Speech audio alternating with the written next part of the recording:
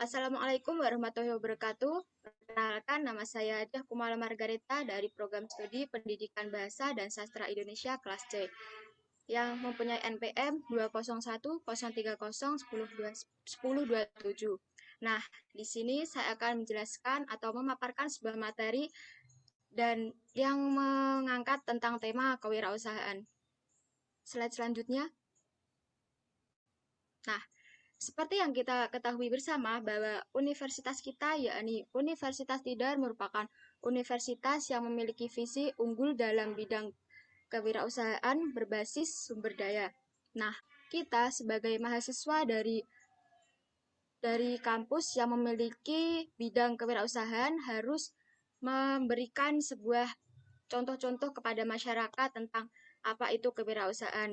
Kita dapat memberikan contoh seperti menggalang sebuah seminar atau sebuah diskusi tentang kewirausahaan agar masyarakat sekitar mampu mengerti dengan baik apa itu kewirausahaan. Nah, kita juga dapat memberikan sebuah contoh atau sebuah bukti nyata tentang kewirausahaan dengan menjadi seorang wirausahawan di masa yang akan datang. Slide selanjutnya. Sejatinya, jiwa kewirausahaan sudah tumbuh dari dalam diri kita sejak kecil. Hanya saja karena saat kita kecil, kita tidak terlalu peduli atau bahkan tidak terlalu mengerti tentang tindakan-tindakan yang kita lakukan tersebut merupakan salah satu jiwa-jiwa kewirausahaan.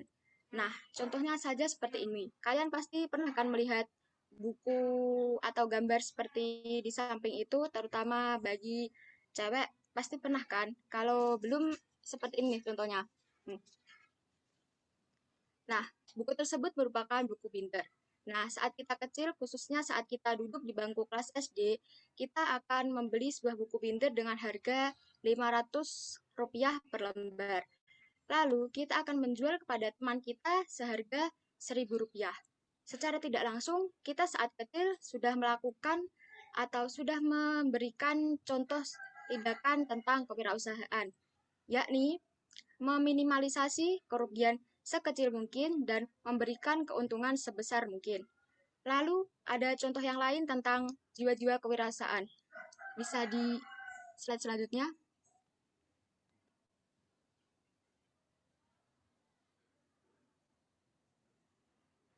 Nah, secara tidak langsung, orang tua juga memberikan dampak yang sangat signifikan untuk kehidupan kita, terutama dalam pembentukan sebuah jiwa. Nah, kita semua pasti kan pernah diajak orang tua kita ke pasar, terutama ibu kita ke pasar.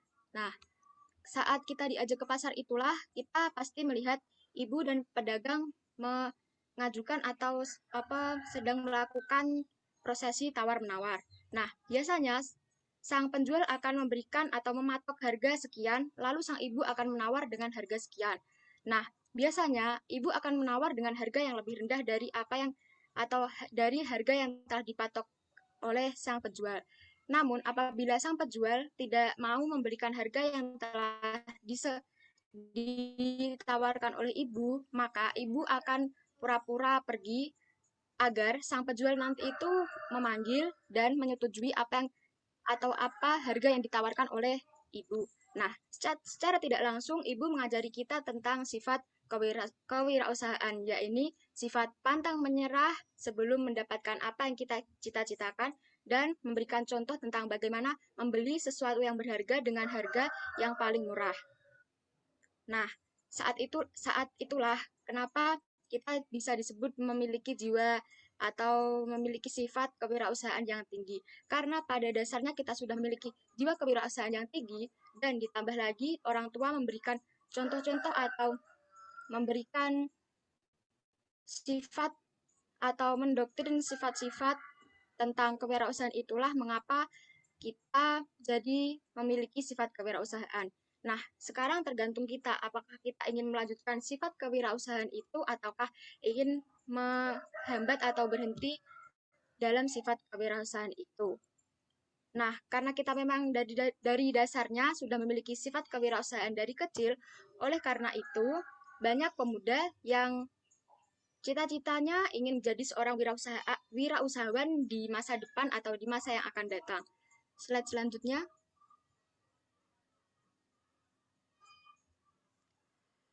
Bahkan, hasil survei dari World Economic Forum menyatakan bahwa setidaknya ada 35,5% pemuda di Indonesia ingin menjadi wirausahawan. Nah, ini merupakan salah satu bukti yang nyata bahwa memang banyak pemuda di Indonesia yang ingin menjadi seorang wirausahawan pada masa yang akan datang. Bahkan, angka pada survei ini mengalahkan negara-negara di Asia Tenggara lainnya. Bahkan, Indonesia dapat disebut sebagai salah satu negara di Asia Tenggara yang memiliki peminat dari kaum pemuda untuk menjadi seorang wirausahawan, mengalahkan negara-negara seperti negara Singapura dan negara Filipina yang hanya mencapai 10% saja. Next.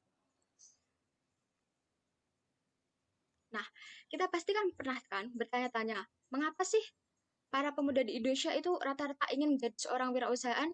Seperti yang kita lihat tadi yang dalam grafiknya saja mencapai 35,5%.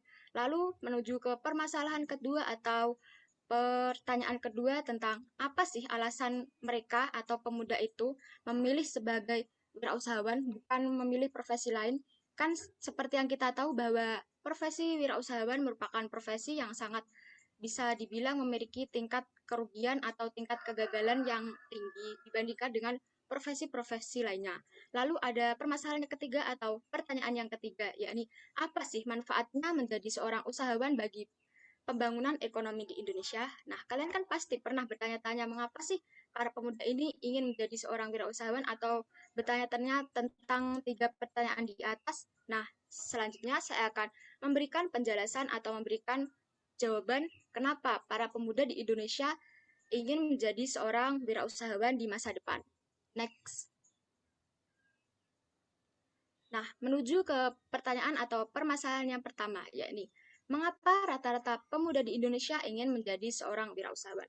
Nah, seperti yang kita tahu bahwa rentang usia 15 sampai 35 tahun adalah atau merupakan usia yang paling produktif seorang pemuda.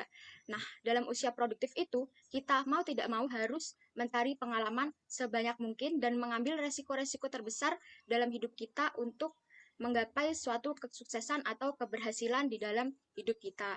Nah, karena itulah mengapa banyak pemuda yang ingin jadi seorang wirausahaan. Karena mereka ingin mencoba atau menjajal sebuah tantangan yang baru.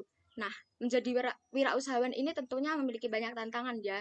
Nah, alasan yang lain mengapa para pemuda yang berusia 15 sampai 35 tahun ingin menjadi seorang wirausahawan karena mereka ingin ingin menjadikan diri mereka sebagai tolak ukur bahwa mereka itu akan berhasil tanpa bantuan siapapun. Karena pada saat kita berusia 15 sampai 35 tahun, kita dapat menjajal sebuah atau menjajal sesuatu tanpa takut akan kegagalan. Karena pada dasarnya usia 15 sampai 35 tahun kita belum memiliki pasangan bagi pemuda ya, bukan untuk perempuan. Nah, dalam kasus ini apabila saat kita tidak memiliki sebuah pasangan atau tidak memiliki tanggungan dalam hidup kita, kita akan bebas untuk berkreasi atau memilih apa yang akan kita tentukan di masa depan tanpa terhalang oleh sesuatu atau tanpa terhalang oleh halangan lain seperti yang saya sebutkan tadi yakni terhalang oleh sebuah tanggungan. Nah, berbeda lagi jika kita sudah memiliki tanggungan pada usia 15 atau 15 sampai 35 tahun, itu akan menghambat proses dalam kita untuk mengambil sebuah resiko besar. Logikanya saja seperti ini. Jika seseorang ingin menjadi seorang wirausahawan, namun dia sudah memiliki seorang anak dan seorang istri. Nah, dia itu tidak takut gagal, tapi pada akhirnya dia malah gagal. Mau tidak mau, sang anak dan sang istri tentu saja kan akan terseret kepada kegagalan si suami yang tidak becus mengelola wirausahawan atau menjadi seorang wirausahawan ini. Nah, berbeda jika kita belum memiliki tanggungan. Jadi kita bisa bereksplorasi dan bisa mencari pengalaman sebanyak mungkin. Karena apabila kita belum memiliki tanggungan, jika kita gagal, nah kegagalan itu hanya akan menjadi pengalaman untuk kita. Tidak akan menyeret orang lain dalam kegagalan yang sama yang kita alami. Nah, selanjutnya. Nah, permasalahan yang kedua adalah Atau pertanyaan-pertanyaan klasik yang kedua adalah apa alasan memilih menjadi seorang wirausahawan daripada profesi yang lain? Nah, begini, menjadi seorang wirausahawan itu sepenuhnya didukung oleh pemerintah. Di sini saya bukan bermaksud bahwa profesi lain itu tidak didukung oleh pemerintah. Semua profesi didukung oleh pemerintah, namun pemerintah seolah-olah terfokus kepada profesi wirausahawan. Nah, salah satu contoh bahwa pemerintah memang fokus untuk memberikan bantuan kepada wirausahawan adalah dengan membuat atau menyalurkan dana yang banyak agar para perintis usaha awal, yakni startup, dengan mengembangkan atau dengan memberi modal awal yang minim bunga atau bahkan tanpa bunga. Nah, tentu saja hal itu sangat bermanfaat ya bagi para perintis awal atau para pengusaha awal, karena seperti yang kita tahu bahwa jika seseorang ingin menjadi seorang pengusaha, maka dia akan mengambil atau menarik investor agar mau menginvestasikan uangnya untuk membangun sebuah perusahaan. Dan kita tahu bahwa investor tertarik kepada perusahaan-perusahaan yang sudah memiliki pengalaman kerja dan sudah memiliki tujuan yang jelas dalam menghasilkan uang. Nah, sebagai perintis usaha yang baru, tentu saja kita akan terhalang oleh syarat-syarat yang diajukan oleh investor itu. Karena kita kan memang seorang perintis atau seorang wirausahawan baru ya, tentu saja kita belum memiliki pengalaman apapun. Oleh karena itu, hal tersebut tentu saja akan menjadi salah satu kendala wirausahawan untuk mendapatkan sebuah investor atau untuk mendapatkan investasi dari manapun. Nah, di sini pemerintah tentu saja sangat membantu investor karena pemerintah memberikan sebuah modal awal kepada wirausahawan baru, dan modal awal itu tentu saja sangat meringankan ya daripada saat mengambil modal dari bank. Nah, kalau dari pemerintah itu modalnya hanya memiliki bunga sedikit atau bahkan tidak dipatok bunga sama sekali. Berbeda jika kita mengambil sebuah modal yang berasal dari bank. Karena jika kita mengambil sebuah modal dari bank, tentu saja kita akan dipatok dengan bunga yang lebih tinggi. Nah, hal tersebut tentu saja mampu menambah resiko kegagalan kita sebagai perintis usaha baru. Nah, next. Nah, pertanyaan yang terakhir atau permasalahan yang terakhir yang akan saya jelaskan di sini adalah mengenai apa sih manfaatnya menjadi seorang wirausahawan bagi pembangunan di Indonesia. Nah, dalam kasus ini tentu saja seorang wirausahawan sangat membantu perekonomian di Indonesia. Seperti ini contohnya. Jika seseorang ingin merintis sebuah usaha baru, tentu saja dalam merintis usaha baru tersebut, orang itu harus merekrut sebuah karyawan-karyawan. Tentu saja dalam sebuah perusahaan, karyawan yang direkrut tentu saja tidak sedikit, bahkan bisa mencapai 50-an orang. Nah, apabila di Indonesia banyak yang ingin menjadi seorang wirausahawan, tentu saja akan banyak sekali perusahaan-perusahaan baru yang merekrut pegawai-pegawai baru. Nah, jika semua pegawai-pegawai direkrut, tentu saja akan sangat membantu perekonomian Indonesia dan tentu saja membantu pemerintahan, karena saat perekrutan itulah wirausahawan dapat membantu pemerintah dengan mengurangi angka pengangguran yang ada di Indonesia. Nah, apa yang terjadi jika angka pengangguran di Indonesia berkurang secara pesat? Tentu saja adalah kesejahteraan ekonomi yang tinggi.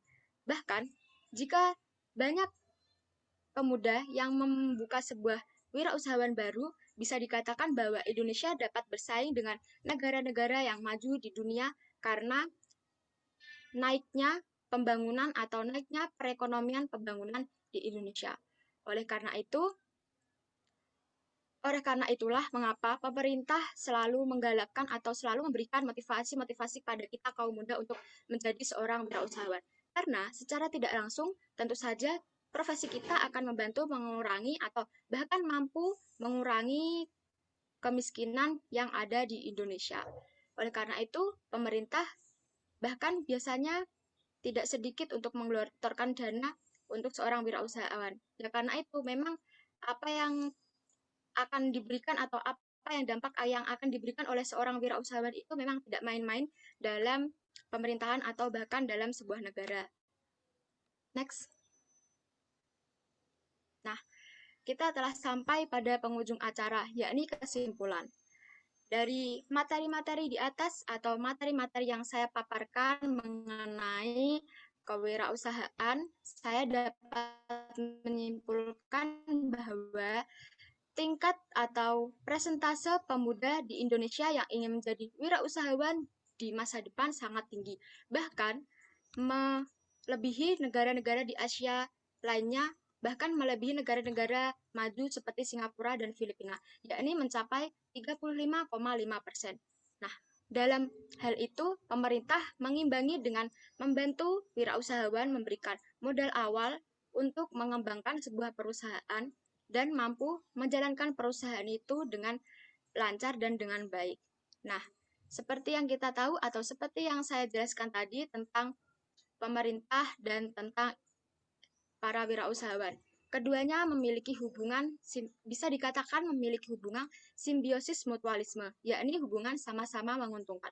Nah, si perintis usaha baru ini diuntungkan dengan pemerintah yang memberikan modal awal yang minim bunga, dan pemerintah diuntungkan oleh pengusaha kecil atau pengusaha awal dengan bisa mampu menekan angka pengangguran di Indonesia dan mampu menaikkan angka perekonomian di Indonesia. Itu merupakan kesimpulan saya hari ini dan merupakan materi yang saya sampaikan hari ini tentang apa itu kewirausahaan. Next, selanjutnya.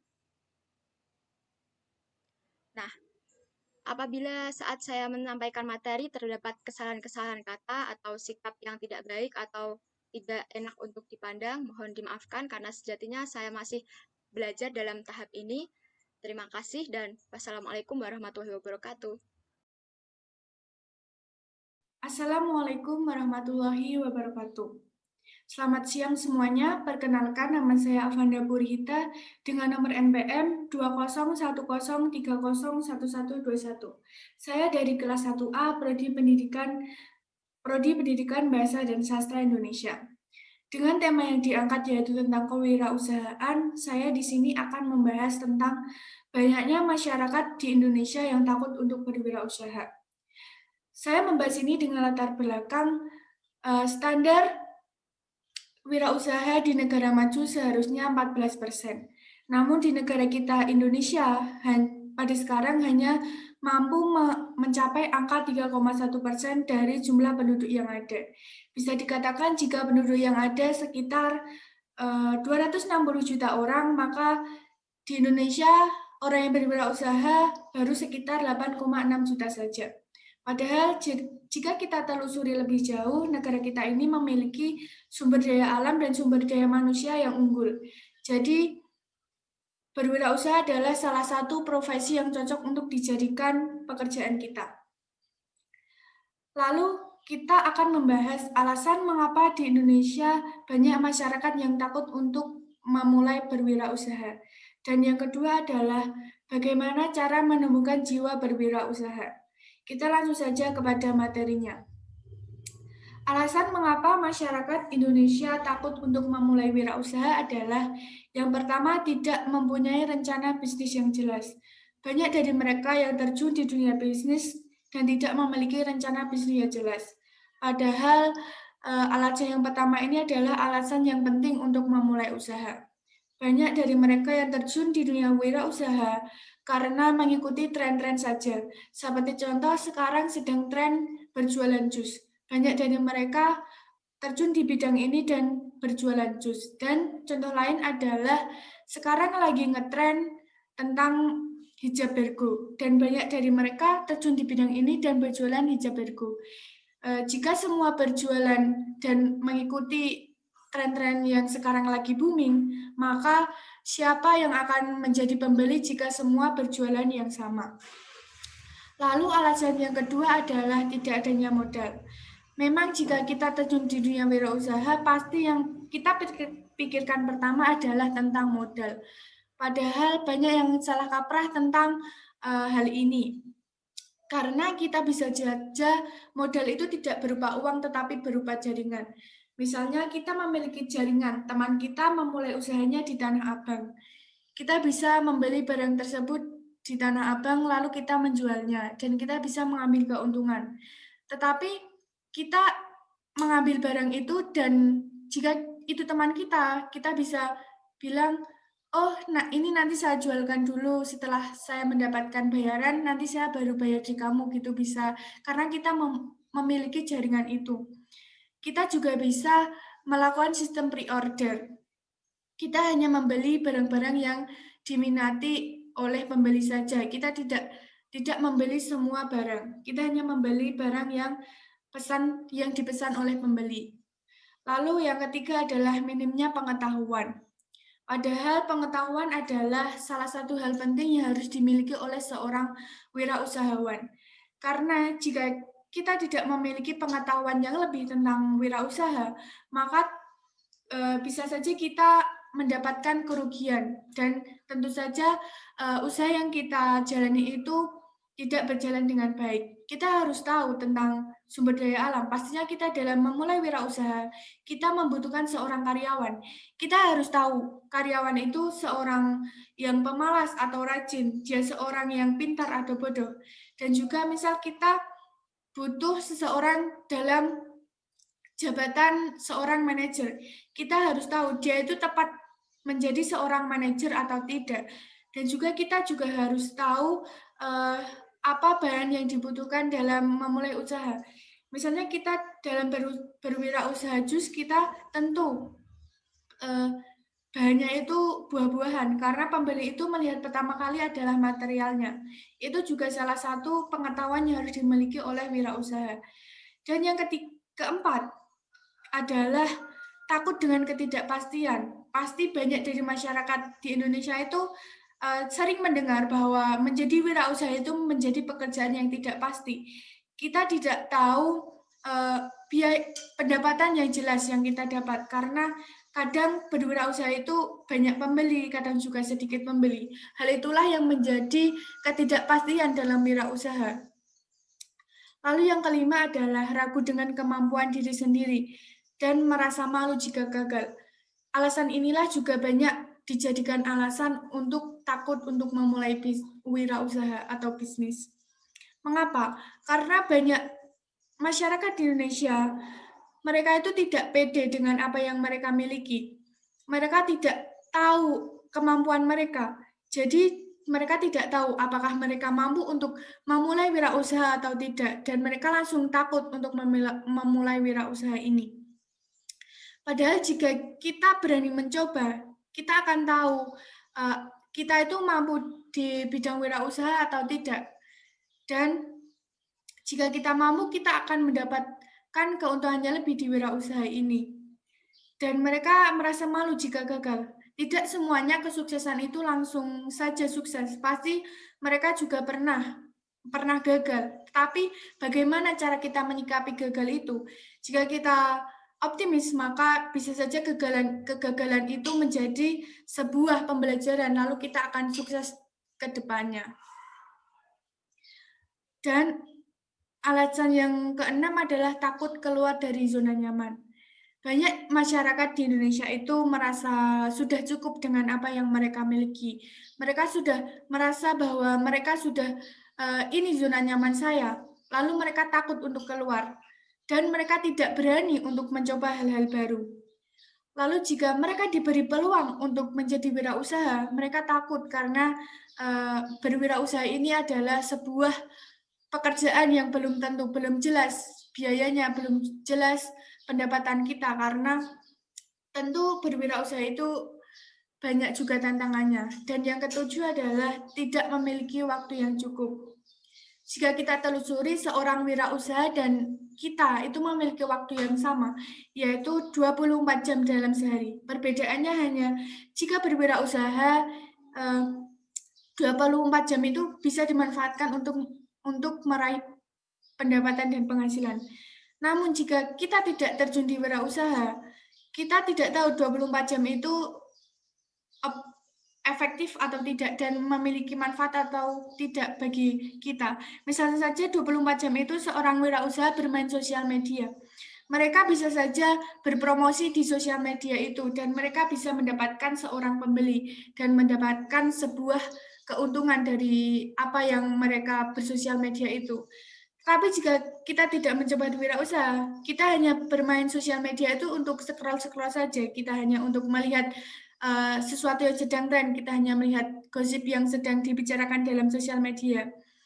Dan kita hanya mendapatkan kerugian saja dan membuang-buang waktu.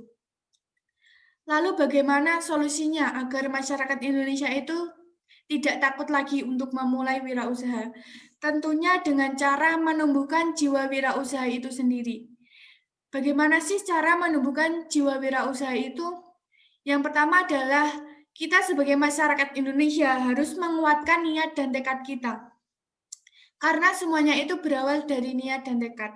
Kita harus menguatkan niat dan tekad agar jika kita nanti gagal, kita bisa bangkit lagi, kita bisa mulai bisnis lagi. Karena semuanya itu tidak langsung saja pada puncaknya, kita harus mengalami jatuh bangun. Jika kita menguatkan tekad, maka kita bisa bangun lagi dan merintis usaha lagi. Lalu cara yang kedua adalah dengan membuat target dan rencana di masa depan. Bagaimana cara membuat target dan rencana di masa depan? Yaitu dengan kita planning. Kita bisa planning A dan planning B. Kita membuat planning itu. Jika dengan planning A salah, kita bisa membuat planning B. Lalu cara yang ketiga adalah kita harus memiliki ide bisnis. Kita tidak bisa memulai bisnis hanya karena mengikuti tren-tren saja. Kita harus memiliki ide bisnis dan tentunya ide bisnis itu yang tidak tidak atau belum ada di masyarakat sehingga mungkin banyak dari masyarakat itu tertarik dengan bisnis kita karena belum ada yang memiliki usaha seperti kita ini dan tidak hanya mengikuti tren-tren saja. Lalu yang keempat adalah mengukur resiko yang mungkin muncul. Kita harus bisa mengukur resiko yang mungkin muncul terhadap usaha kita. Misalnya dalam mendirikan sebuah usaha, misalnya kita mendirikan usaha bakso, menjual bakso.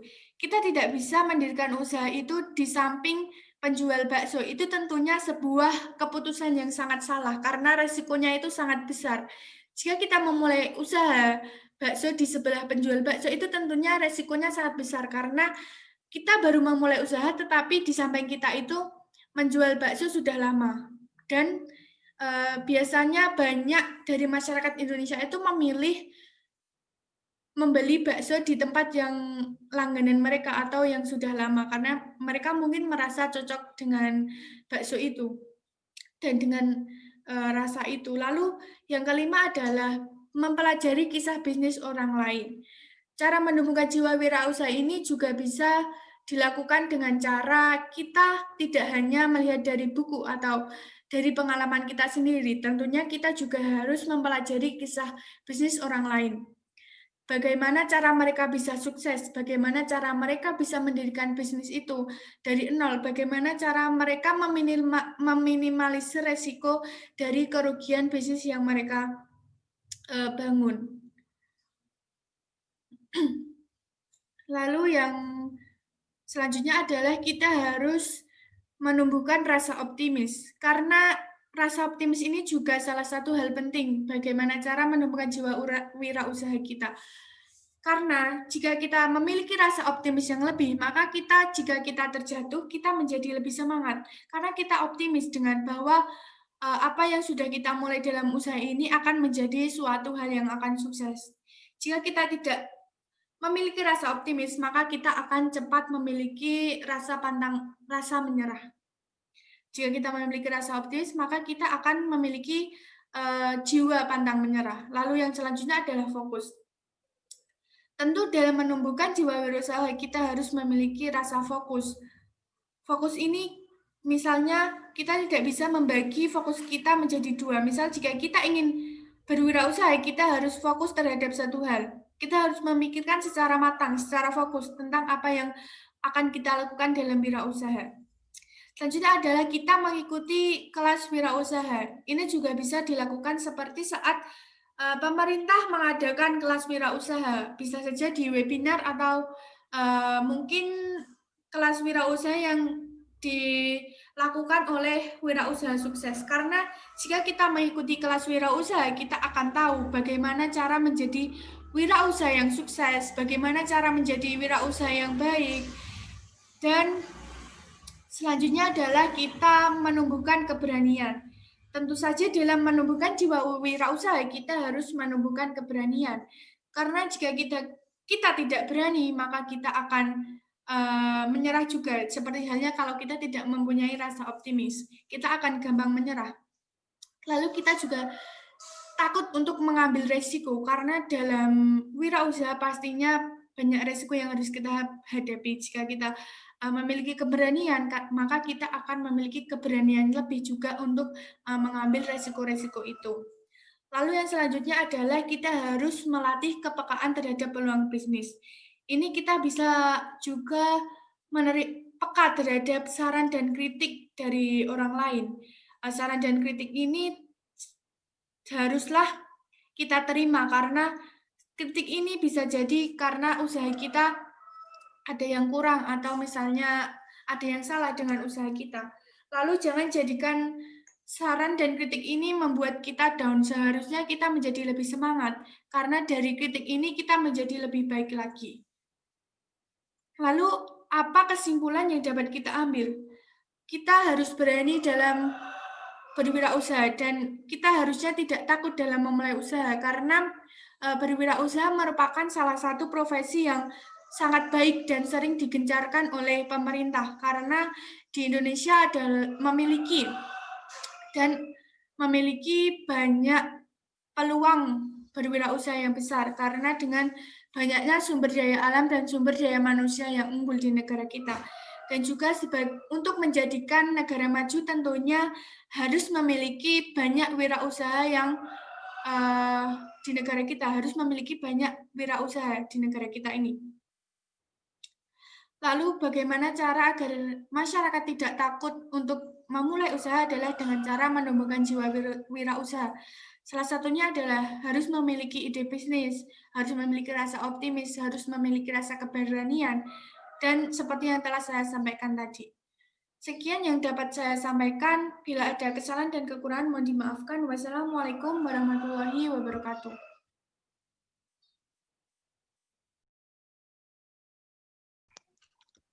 Assalamualaikum warahmatullahi wabarakatuh. Saya Nila Rafika akan sedikit menyampaikan materi kewirausahaan. Next.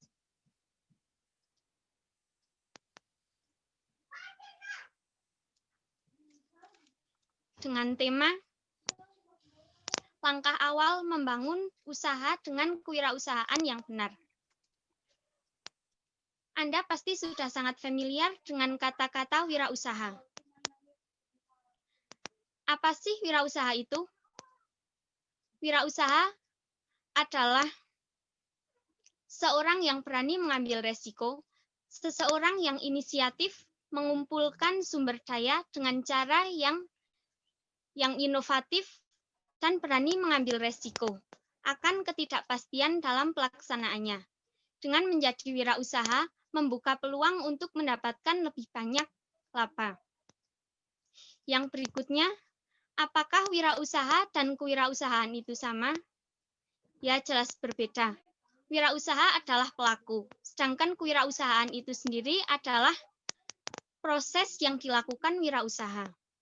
Jadi, definisi kewirausahaan adalah proses penciptaan sesuatu yang baru, yang menanggung resiko, baik secara fisik maupun sosial, serta menerima imbalan moneter atau kepuasan dan juga kebebasan pribadi. Next.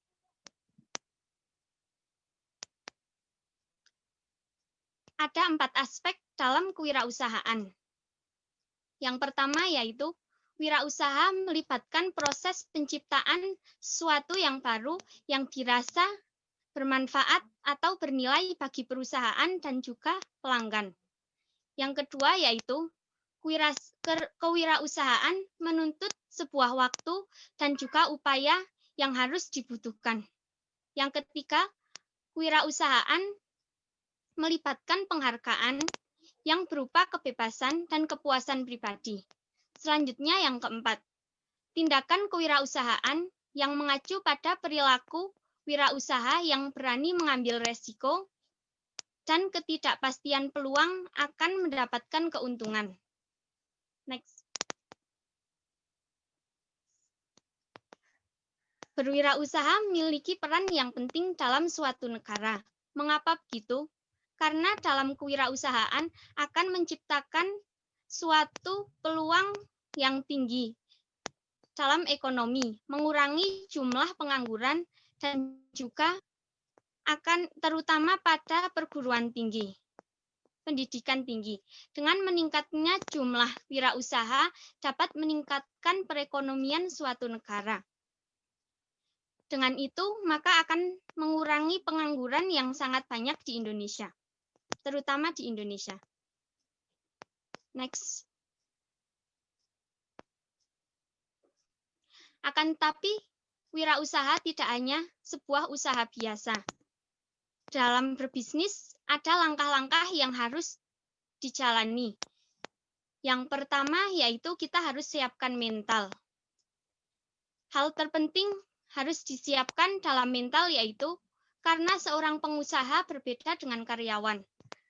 Seorang karyawan hanya menghabiskan seluruh gajinya untuk keperluan pribadi, sedangkan wirausaha menyisihkan sebagian gajinya atau penghasilannya untuk investasi agar mendapat laba yang lebih besar.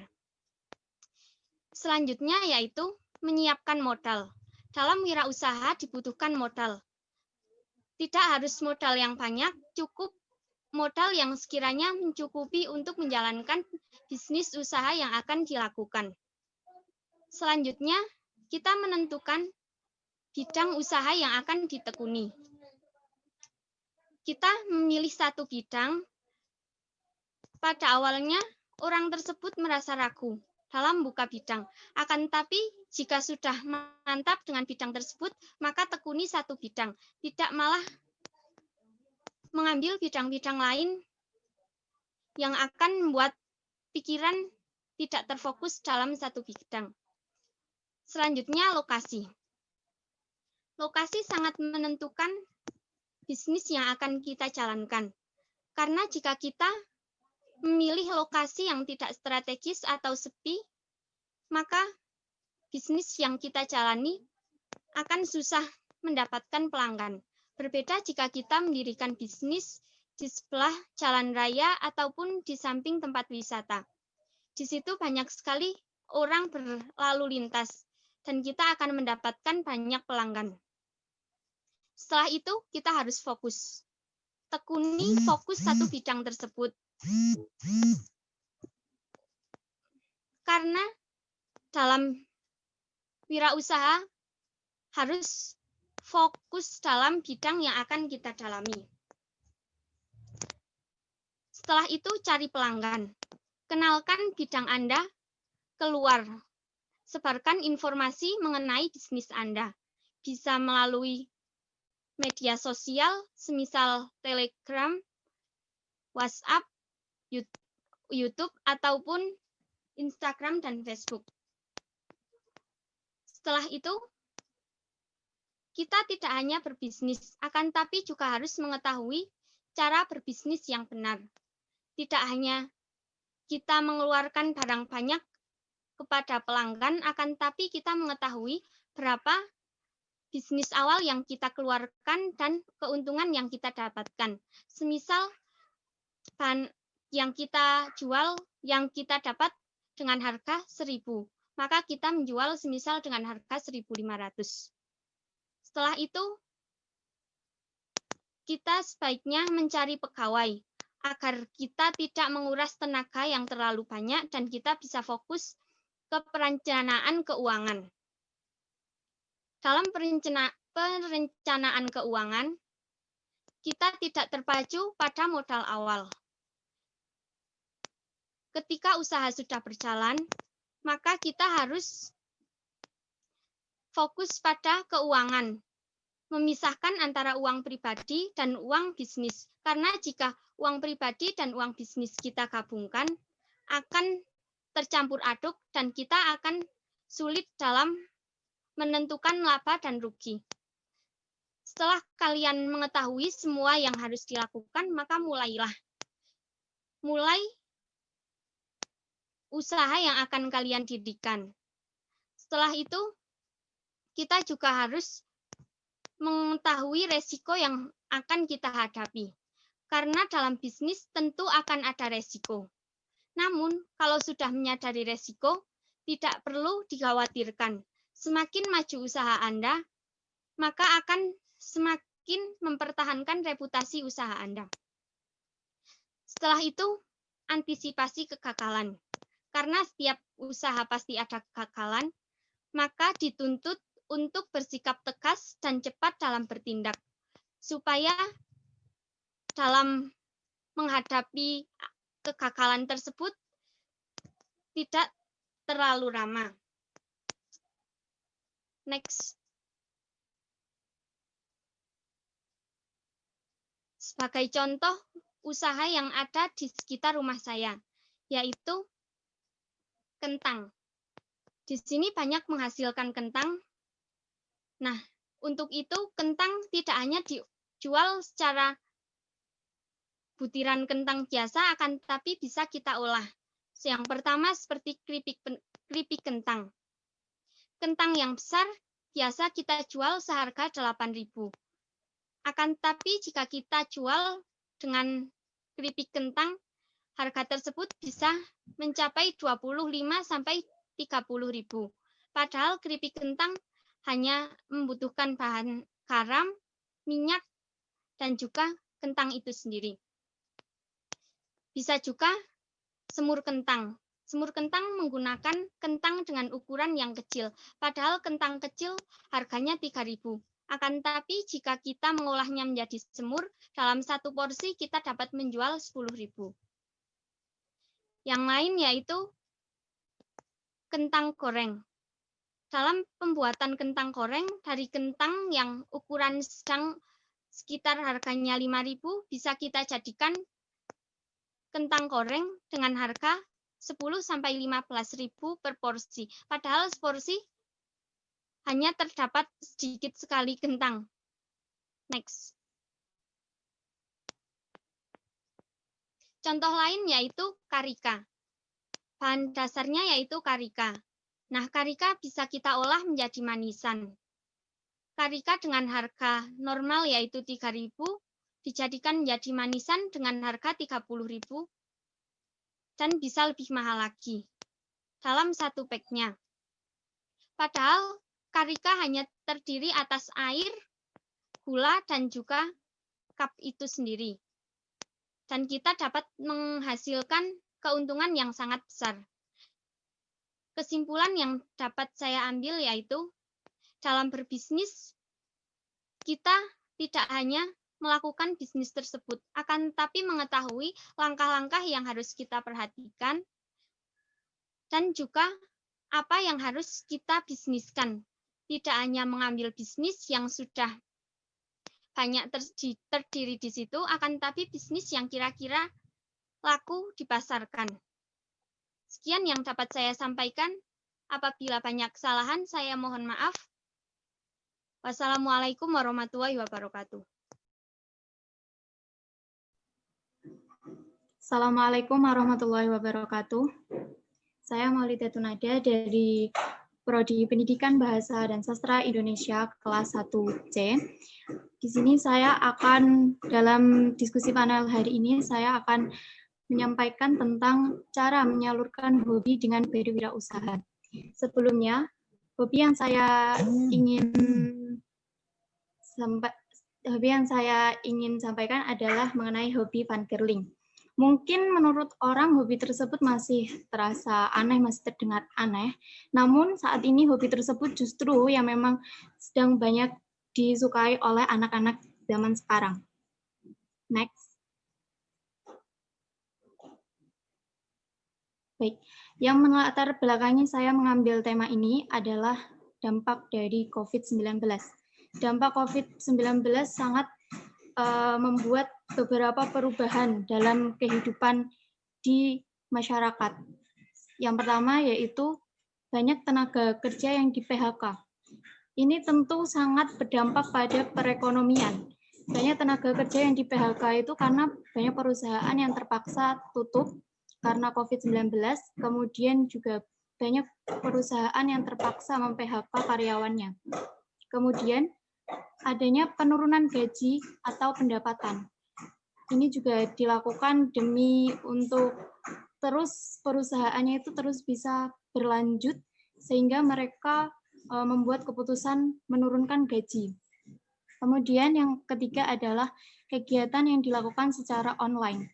Kegiatan yang dilakukan secara online antara lain sekolah, kuliah, kemudian bekerja juga secara online.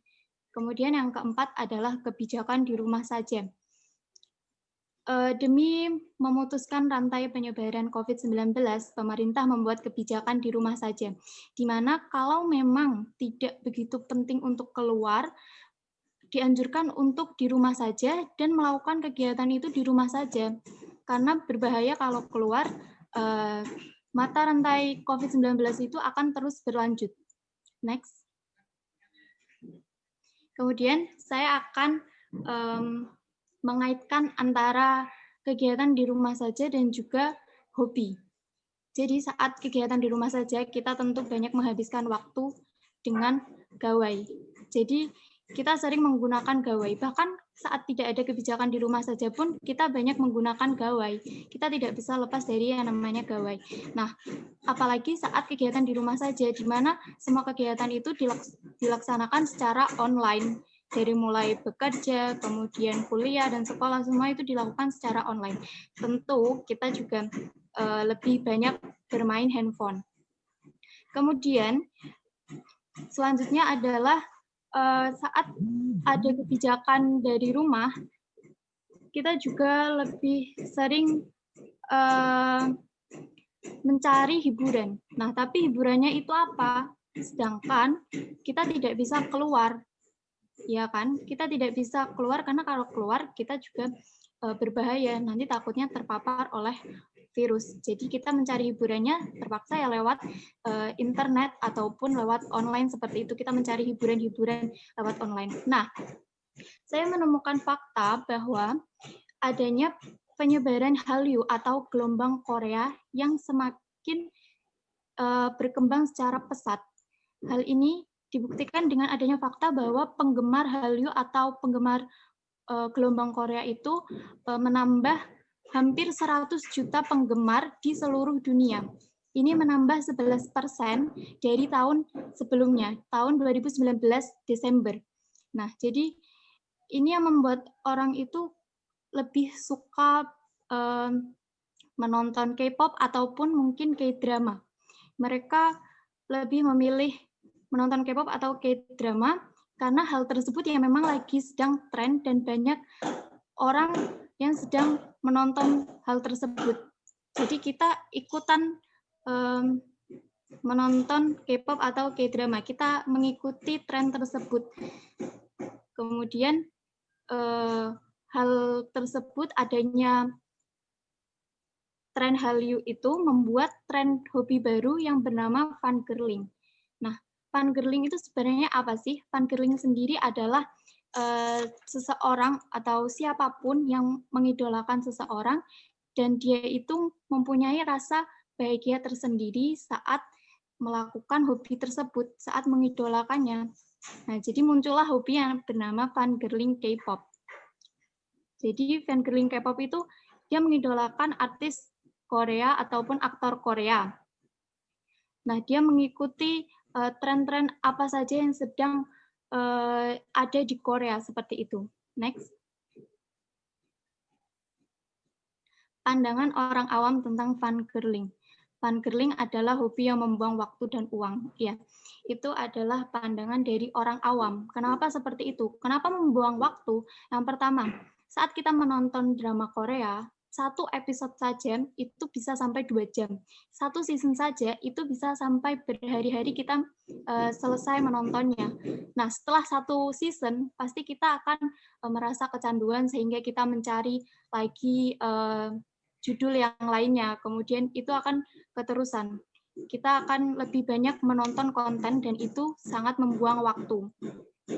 Kemudian juga membuang uang. Kenapa seperti itu? Karena kita memiliki rasa bahagia tersendiri saat kita bisa membeli barang seperti idola Korea atau mungkin membeli light stick atau mungkin membeli album, kemudian datang ke konser ataupun yang lainnya. Itu kan membuang waktu, membuang uang juga.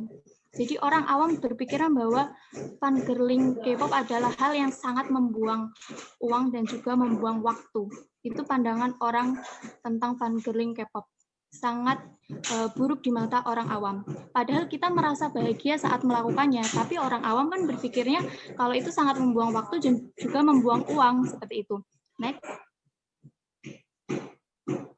Nah, gimana sih cara kita untuk mematahkan pandangan orang lain tentang fangirling K-pop yang katanya itu sangat membuang waktu dan juga membuang uang. Salah satunya adalah menyalurkan hobi tersebut dengan berwirausaha.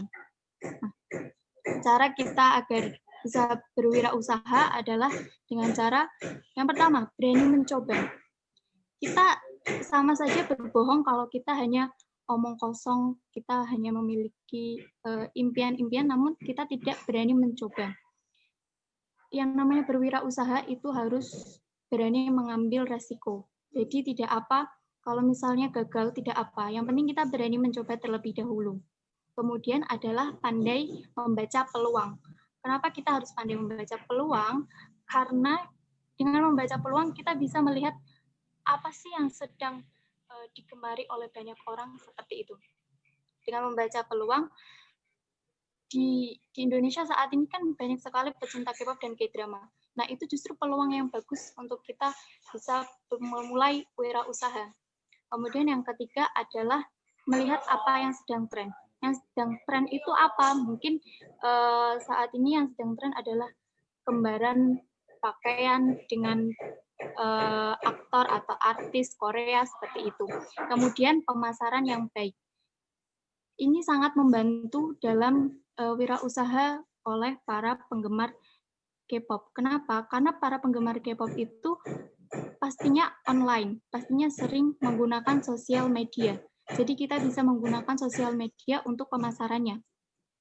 Kita bisa menggunakan banyak sosial media yang tersedia seperti TikTok, Twitter, Facebook, Instagram, dan lain sebagainya. Kita bisa memasarkan lewat beberapa sosial media tersebut.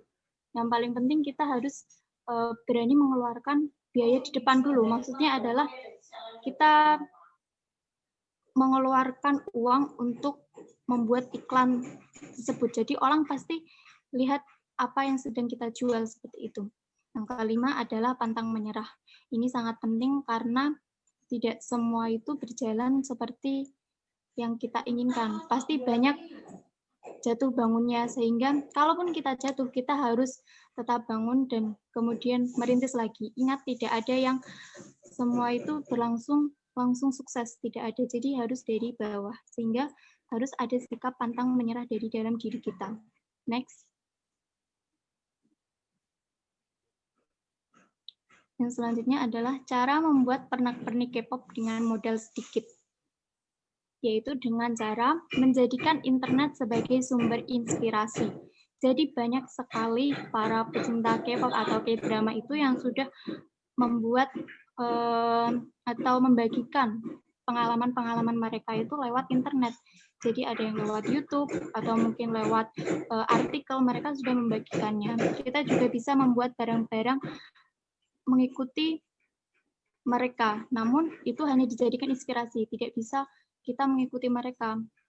Kita harus memiliki keunikan tersendiri agar orang-orang juga tertarik dengan apa yang kita jual. Yaitu kita bisa misal membuat kipas itu misal ada gambar dari artisnya, itu kan orang pasti tertarik. Namun kita gambarnya bisa diubah dengan yang lebih bagus atau yang lebih unik seperti itu. Itu modalnya sedikit, namun banyak orang yang tertarik. Misal lagi kita membuat notebook yang sampulnya itu ada foto artis atau aktor Korea, kemudian kita juga bisa membuat pernak-pernik untuk hiasan dinding, terus photocard, atau mungkin yang lain sebagainya. Next. Kesimpulannya adalah, dengan menyalurkan hobi kita, bisa mematahkan pandangan buruk orang lain tentang hobi fangirling. Sebenarnya hobi itu bisa berdampak buruk kalau kita hanya menyia-nyiakan waktu. Kita hanya sekedar suka tanpa bisa menyalurkan hobi tersebut untuk ke hal yang positif. Seperti itu, apalagi hobi fangirling. Kalau kita hanya menonton konten-kontennya tanpa kita mau berpikir agar orang itu tidak berpikir kalau fangirling itu hal yang buruk, ya dengan cara kita berwirausaha seperti itu. Kita usaha dari mulai yang kecil terlebih dahulu. Kita harus bisa mematahkan pendapat orang lain bahwa fangirling itu adalah hobi yang hanya membuang waktu dan uang. Jadi kita bisa dengan berwirausaha. Kita berwirausaha pun dengan senang hati. Kenapa? Karena kita menyukainya, karena kita senang melakukannya. Jadi hobi tetap jalan, namun ada pemasukan, uang juga tetap masuk seperti itu. Itu saja yang dapat saya sampaikan. Selanjutnya bisa disampaikan oleh panelis selanjutnya. Terima kasih. Assalamualaikum warahmatullahi wabarakatuh. Perkenalkan, nama saya Trinaldi Ridho Sujati, kelas 1A Program Studi Pendidikan Bahasa dan Sastra Indonesia. Kali ini saya akan diskusi panel tentang membangun usaha sukses sejak usia muda. Next.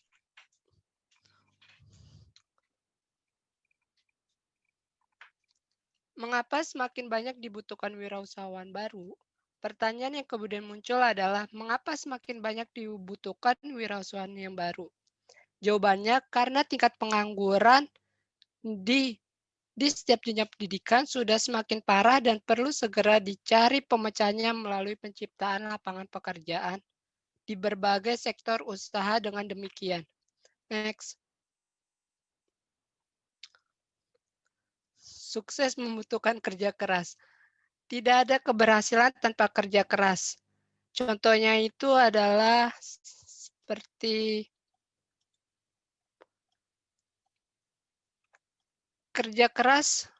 Kerja keras adalah harga yang Anda bayar untuk apa yang Anda dapatkan. Kerja keras membantu Anda membangun disiplin. Kerja keras mengajarkan nilai-nilai. Kerja keras membuat keberuntungan diri sendiri. Kerja keras memberi Anda hasil. Next. Keuntungan menjadi wirausahawan. Apa keuntungan menjadi kewirausahawan? Yang pertama ada keuntungan menjadi wirausahawan adalah mempunyai kemampuan dalam mengatur waktu sehingga tidak bergantung pada ketentuan jam kerja kantor, dapat mengatur kondisi usaha sendiri, menentukan aturan main dalam usaha sendiri dengan sangat hati-hati dan sesuai dengan karakter diri dan pekerjaan serta mengalami masa-masa saat berhasil. Next.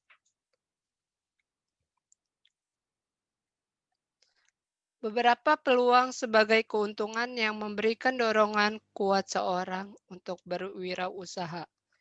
Yang pertama adalah mempunyai kebiasaan mencapai tujuan yang dikehendaki.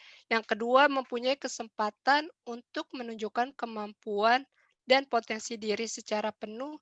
Yang ketiga, memperoleh manfaat dan laba yang maksimal. Yang kelima, terbuka kesempatan untuk melakukan perubahan. Yang keenam adalah terbuka peluang untuk membantu masyarakat dalam menciptakan lapangan pekerjaan. Next. Ciri dan sikap wirausahawan. Wirausahawan yang sukses haruslah orang yang mempunyai Orang yang mampu melihat ke depan, berpikir dengan penuh perhitungan, serta mencari pilihan dari berbagai alternatif masalah dan solusinya. Yang pertama adalah percaya diri, yang kedua berorientasi pada tugas dan hasil, yang ketiga berani mengambil risiko, yang keempat kepemimpinan serta keorisinalan. Selanjutnya saya akan memberikan bukti nyata dari seorang wirausahawan dari keluarga saya sendiri. Yang pertama adalah ibu saya. Ibu saya mempunyai wirausaha catering pada tahun 2010 dengan bermodalkan 20 juta untuk membeli peralatan catering serta penghasilan selama setahun 60 juta. Akan tetapi, ibu saya tidak mempunyai karyawan tetap, melainkan yang bekerja ialah tetangga setempat, serta memberikan peluang kerja pada pemuda di sekitaran rumah saya yang belum bekerja. Dan pesanan terbanyak saat ibu saya mempunyai wirausaha catering adalah 1.000 porsi pada tahun 2014. Di balik itu semua, ibu saya juga melakukan promosi dengan cara membagikan card name catering ibu saya serta mempunyai plang di dekat rumah dan dari omongan orang ke satu orang lainnya. Serta berkat mempunyai usaha catering ibu saya dan giginya dalam menjalankan usahanya dan rezeki yang dikasih oleh Allah Subhanahu wa taala, ibu saya dapat menunaikan haji serta membeli mobil dan membiayakan kuliah saya. Kesimpulannya adalah kita harus mempunyai jiwa berwirausaha serta memiliki tekad, niat, tidak takut gagal dan berani mengambil risiko baik nanti hasilnya untung atau rugi. Cukup sekian yang saya sampaikan, kurang lebihnya mohon maaf. Wassalamualaikum warahmatullahi wabarakatuh.